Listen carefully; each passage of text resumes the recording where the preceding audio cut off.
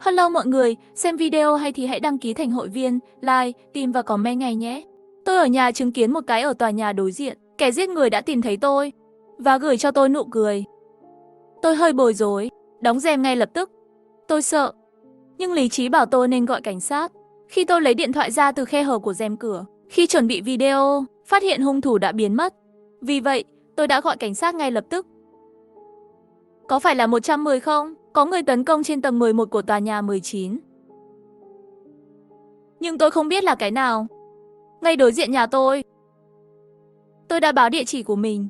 Hy vọng cảnh sát có thể căn cứ vào thông tin này, định vị hiện trường vụ án. Họ nói sẽ sớm xuất hiện. Hãy để tôi đợi ở nhà. Tôi vừa tốt nghiệp đại học, tìm được một công việc khá ưng ý để thuê căn nhà nhỏ này, chuẩn bị bắt đầu một cuộc sống mới. Nhưng chỉ một tuần sau khi tôi chuyển đến, ngày này, khi tôi cầm cốc bên cửa sổ ngắm cảnh đêm của thành phố, tôi thấy một người phụ nữ ở cửa sổ. Tôi không nhìn rõ nét mặt cô ấy, chỉ có thể xem đền máu trên cửa sổ và người đứng sau lưng cô ấy. Tôi đã chứng kiến một vụ giết người, chỉ vài giây thôi. Nhưng kẻ giết người đã nhìn thấy tôi. Mặc dù tôi đã xem rất nhiều phim cảnh sát và phim kinh dị, tưởng rằng tất cả đều là dựng hiện trường giả, nhưng thực sự gặp phải sự thật như vậy, tôi sợ đến nỗi chân tôi mềm nhũn. Nỗi sợ hãi lớn khiến tôi quên mất khuôn mặt của kẻ giết người, nhưng tôi nhớ nụ cười đó. Hình như anh ta đã nhìn thấy tôi rồi, nhưng tôi tự an ủi mình rằng khoảng cách không gần, chắc là anh ta cũng không nhìn rõ mặt tôi. Chuyện lớn là sáng mai sẽ dọn khỏi đây. Hy vọng cảnh sát có thể bắt được hắn. Đang nghĩ đến cánh cửa bị gõ, tôi nắm tay nắm chân đi đến cửa. Ở cửa là cảnh sát mặc đồng phục. Hắn đưa thẻ cảnh sát cho mắt mèo của tôi. Cảnh sát cuối cùng cũng đến. An toàn rồi. Tôi mở cửa. Cảnh sát nhìn tôi và cười. Đó là nụ cười kinh người đó. Tôi muốn đóng cửa lại, nhưng bị anh ta đá văng ra. Tôi muốn chạy vào phòng, nhưng bị anh ta kẹt cứng cổ từ phía sau. Đại ca! Tôi điên cuồng vỗ tay anh ta. Tôi không thấy gì cả. Sẽ không nói gì hết. Tôi mới 21 tuổi.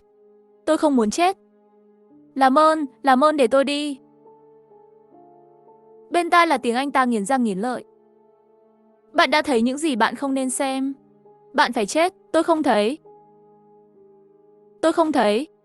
Xa thế này và tối thế này. Tôi thật sự không thấy. Tôi bắt đầu khóc. Anh ta bịt miệng tôi và đâm vào lưng tôi. Tôi chỉ cảm thấy lạnh. Rồi cơn đau dữ dội khiến tôi không thở được. Tôi chết rồi. 15 phút sau khi tôi chứng kiến vụ giết người này, tôi thức dậy vào ban đêm vì sợ hãi. Tôi thấy một người đàn ông ở tòa nhà đối diện. Tiếng cười của con người. Tôi nhận ra mình đã được tái sinh, trở lại thời khắc đen tối đó. Nhớ lại chuyện vừa xảy ra, tôi tức giận muốn tiêu diệt gã hàng xóm khốn kiếp đó. Nhưng tôi nhanh chóng bình tĩnh lại. Bây giờ quan trọng nhất, nhưng là sống sót. Đầu tôi đau lắm. Mặc dù đã gặp kẻ giết người 2 lần, tôi không nhớ hình dáng của anh ta, chỉ nhớ nụ cười đó. Tôi nghĩ lại vài lần. Lần đầu tiên báo cảnh sát, kẻ giết người giả làm cảnh sát, và tôi đã không gọi cảnh sát. Kẻ giết người đến nhanh hơn. Thế là lần này tôi vẫn chọn báo cảnh sát. Nói với cảnh sát rằng kẻ giết người rất có thể sẽ đến tìm tôi. Sau đó khóa cửa lại. Yên lặng ở nhà chờ đợi. Rất nhanh tiếng gõ cửa vang lên. Tôi nhìn điện thoại 211, 14. Vừa rồi quá bối rối. Tôi mơ hồ nhớ lần đầu tiên xảy ra bạo loạn. Tôi lấy điện thoại ra. Lúc tôi muốn quay video là đúng 9 giờ. Vậy lần này hẳn là tình huống giống như lần đầu tiên. Ở cửa là hung thủ. Tôi nhìn thấy anh ta quá mắt mèo. Sợ lắm. Gọi lại cuộc gọi báo thức. Tôi nói với cảnh sát. Kẻ giết người có thể mặc quần áo cảnh sát, đứng trước cửa nhà tôi, nói với tôi rằng không có cảnh sát nào đến nhà tôi, và bảo tôi đừng bao giờ mở cửa. Họ sẽ cử người đến ngay. Lúc này, hàng xóm bên cạnh của tôi bị quấy rầy bởi tiếng gõ cửa. Mở cửa kiểm tra. Tên sát nhân mặc đồng phục cảnh sát nhìn hắn chằm chằm. Hắn liền lùi đầu lại. Trong lòng tôi thầm mắng một tiếng hắn không chỉ là một tên khốn nạn, vẫn là một con rùa. Thấy gõ cửa không có kết quả, kẻ giết người bắt đầu gõ cửa phòng bên cạnh tôi, sau đó nói cảnh sát đến tìm hiểu tình hình. Kẻ giết người cũng xuất trình giấy chứng nhận cảnh sát của mình. Tên khốn đó mở cửa. Kẻ giết người đã vào. Không lâu, tôi nghe thấy tiếng đàn ông hét lên. Tôi nghĩ rằng người hàng xóm của tôi đã bị sát hại. Chưa đợi tôi phản ứng lại, tôi nghe thấy tiếng cửa sổ vỡ. Sau đó, tôi phát hiện ra kẻ giết người đã đột nhập vào nhà tôi qua cửa sổ. Tôi chưa bao giờ nghĩ theo cách này. Đây là tầng 11. Tôi lại bị giết. Khi nụ cười đó vào tầm nhìn của tôi một lần nữa, tôi dứt khoát kéo rèm cửa và gọi cảnh sát. Điều này sẽ giúp tôi có ít nhất 5 phút. 5 phút này, Có lẽ là do tiếng xe cảnh sát, làm cho anh ta nhận ra tôi đã gọi cảnh sát. Vì vậy, anh ta lén lút tấn công cảnh sát trong bóng tối, thay đồng phục và đến nhà tôi. Bất kể anh ta thế nào, tôi đã trải qua 3 cái chết. Chỉ biết ở lại đây nhất định sẽ không sống sót. Tôi vội vàng mặc quần áo. Lúc ra ngoài không cẩn thận làm đổ bình hoa. Nhưng tôi không thể quan tâm nhiều như vậy. Tôi chạy ra khỏi nhà nhìn điện thoại. Bây giờ là 9:10.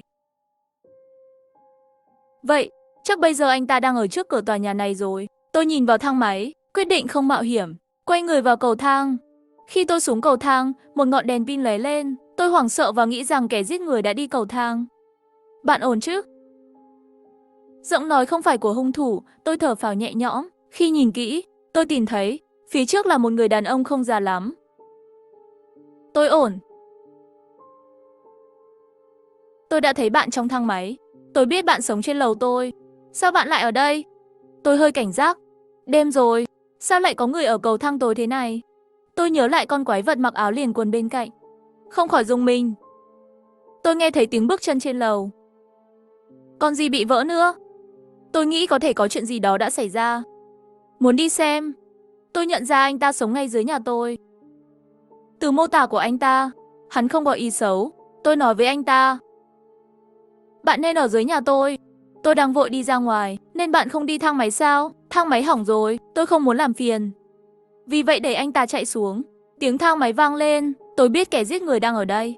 Tiếng chúng tôi nói chuyện ở cầu thang thu hút sự chú ý của kẻ sát nhân vừa bước ra khỏi thang máy. Thế là anh ta xông vào và giết người đàn ông đó, lại đuổi theo và giết tôi lần nữa. Bởi vì đã chứng kiến hiện trường vụ giết người, kẻ giết người muốn giết tôi. Tôi nhờ hàng xóm giúp đỡ. Hàng xóm có những suy nghĩ xấu về tôi. Không. Tôi tỉnh dậy từ cơn hôn mê, thấy mình quay lại cửa sổ. Đối diện, vẫn là vết máu trên cửa sổ và nụ cười đó. Lần này sau khi tôi gọi cảnh sát, quyết định đi tìm người đàn ông sống dưới nhà tôi. Bởi vì phản ứng đầu tiên của anh ta là đứng trước mặt tôi. Ngay sau đó tôi đến trước cửa nhà anh ta. Tôi giơ tay định gõ cửa, cửa mở từ bên trong. Khi anh ta nhìn thấy tôi, anh tôi thở rất nhanh. Trên trán là hạt mồ hôi cỡ hạt đậu. Chưa đợi tôi nói, anh ta kéo tôi vào trong. Đóng cửa lại. Tôi liên tục lùi lại, cố gắng tấn công hàng xóm của tôi. Ký ức mang đến cho tôi vẫn còn rõ ràng. Nhìn thấy tôi trông bối rối, anh ta cũng lùi lại một bước. Tôi sẽ không hại bạn. Bạn có thể giải thích tình huống này là gì không? Tôi đã chứng kiến một vụ giết người. Kẻ giết người đã nhìn thấy tôi, muốn giết tôi. Tôi không nói gì thêm. Sao bạn lại tới tìm tôi? Bởi vì... Tôi nên nói gì đây? Nói thật với anh ta là anh ta vừa cứu tôi sao? Có phải vì tôi đã chặn dao cho bạn không? Bạn nhớ chứ? Tôi hơi ngạc nhiên. Thành thật mà nói, nó rất đau. Tôi định đi ngủ. Nghe thấy tiếng bước chân và những thứ trên lầu, âm thanh vỡ. Tôi muốn lên lầu xem tình hình. Rồi tôi gặp bạn ở tầng dưới. Kết quả là chết không thể giải thích được. Sau đó vừa mở mắt lại trở lại đúng 9 giờ. Cứ tưởng đó là giấc mơ. Tôi vừa mở cửa, lên lầu tìm bạn. Bạn đã ở cửa rồi. Tôi thấy anh ta khá đáng tin. Tôi nói với anh ta tôi đã chết 4 lần. Đây là lần thứ 5 tôi chứng kiến vụ giết người đó. Anh ta không do dự, chọn tin tôi. Tôi nhìn đồng hồ trên tường nhà anh ta 9:10. Kẻ giết người đã ở gần chúng ta rồi. Hắn sẽ không biết bạn ở nhà tôi. Tôi sẽ gọi cảnh sát. Đã nói với cảnh sát tình hình hiện tại của chúng tôi và nói rằng kẻ giết người rất hung ác. Không sao đâu. Anh ta lấy một chai nước ra khỏi tủ lạnh và đưa cho tôi. Tôi vẫn còn cảnh giác, không uống nước, trò chuyện trong khi chờ đợi. Biết anh ta tên là Lạc Xuyên. Xin chào, bạn có thể gọi tôi là Gia Gia. Tôi nhìn góc nhà anh ta chất đầy các loại thể dục. Tôi thường làm huấn luyện viên ở phòng tập thể dục. Vừa rồi quá đột ngột. Nếu tôi đã sẵn sàng, chắc phải đánh hắn. Tôi tin bạn, nhưng tôi vẫn muốn bắt kẻ xấu. Giao cho cảnh sát thì tốt hơn. Đột nhiên có người gõ cửa.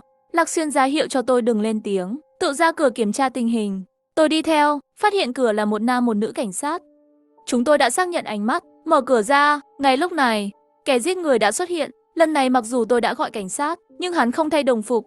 Có thể là do cảnh sát cử thêm nhân lực. Hắn không có cơ hội tấn công cảnh sát. Tôi vẫn không thể nhận ra kẻ giết người này qua khuôn mặt của hắn. Có thể khiến tôi nhận ra hắn vẫn là nụ cười ghê rợn của hắn. Cẩn thận sau lưng các bạn. Hắn đến rồi. Tôi hét lên. Hung thủ ra dao. Sớm thôi, nữ cảnh sát gần nhất vì không có biện pháp phòng vệ, bị giết trực tiếp. Nam cảnh sát rút súng ra nhưng bị hung thủ đá ra. Lúc đó súng bắn vào chân tôi. Tôi nhặt lên nhưng không thể nhắm mục tiêu. Lạc Xuyên cũng lên đánh nhau với hung thủ. Nhưng hung thủ có dao, Nam cảnh sát và Lạc Xuyên đều bị đâm. Không lâu, tôi bóp cò, nhưng không có viên đạn nào bắn ra. Tôi không có kinh nghiệm bắn súng, không có mở chốt bảo hiểm ở súng. Kẻ giết người đá tôi xuống đất, đâm tôi.